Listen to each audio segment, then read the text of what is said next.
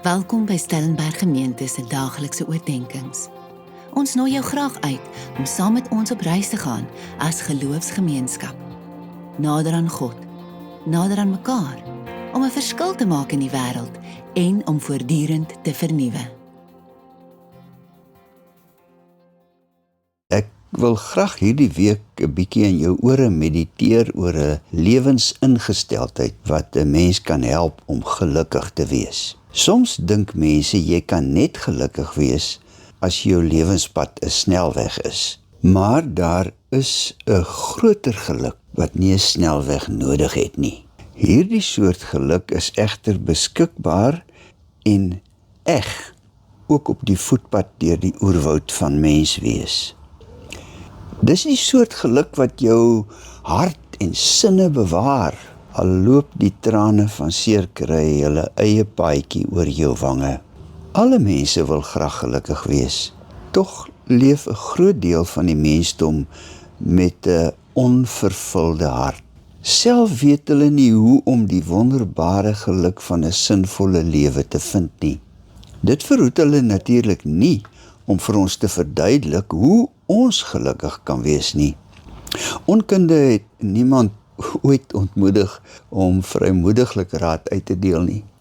Daarom is YouTube, tydskrifte, TikTok en TV vol van verwaande voorsêers wat verduidelik en vertel wat jy moet koop, doen of dink om die andersins ontwykende betekenisvolle lewe te gryp en joune te maak. Maar hulle lei jou netjies aan die neus en die paadjie wat hulle vir jou vol eie wysheid wys, loop meesal op ontnugtering uit. So verduidelik die wysheidsleraar in Psalm 1 vir ons. Hierdie psalm begin met 'n verwonderde uitroep oor 'n mens wat gelukkig is. Jy moet die psalm eintlik altyd hardop lees. Volgens die psalm is dit in elk geval wat jy met die hele Bybel moet doen. Nou nie luidrigtig hardop nie, maar prevelend is hardop genoeg. Jy moet die teks kan hoor. Dit is nou in teenstelling met die raad wat jy by die goddeloses hoor.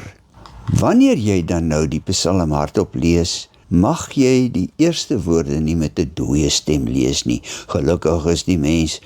Nee, Psalm 1 is nie in 'n meneertoonaard geskryf nie.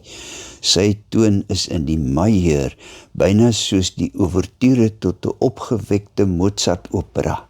Soos byvoorbeeld die huwelik van Figaro. Tussen hakies, Psalm 1 word gereken as die ouverture tot die hele psalmbundel.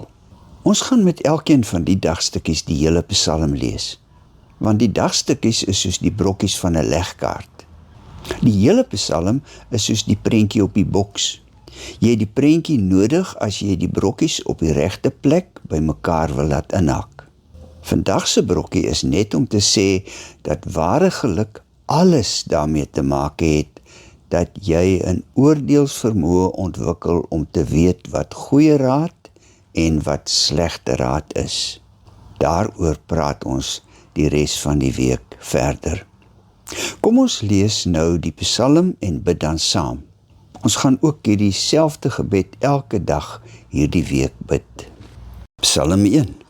Gelukkig is die mens wat nie die raad van goddelose mense volg, nie op die pad van sondaars staan en nie in die byeenkoms van spotters sit nie, maar wat vreugde in die wet van die Here vind en sy wet dag en nag prevelend opsê.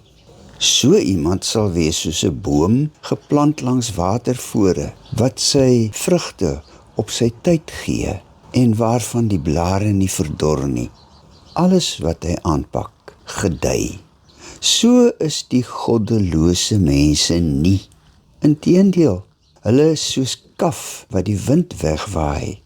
Daarom sal goddelose mense nie staande bly waar reg gespreek word, of sondaars waar regverdiges byeenkom nie. Ja, die Here sorg vir die pad van die regverdiges, maar die pad van goddelose mense loop dood. Kom ons bid nou ons daaglikse gebed vir hierdie week. Here, Gee vir ons geheiligde ore om mee te hoor en vorm ons denke deur u woord, sodat ons ware geluk kan hê en met insig vrugbaar kan lewe. Amen.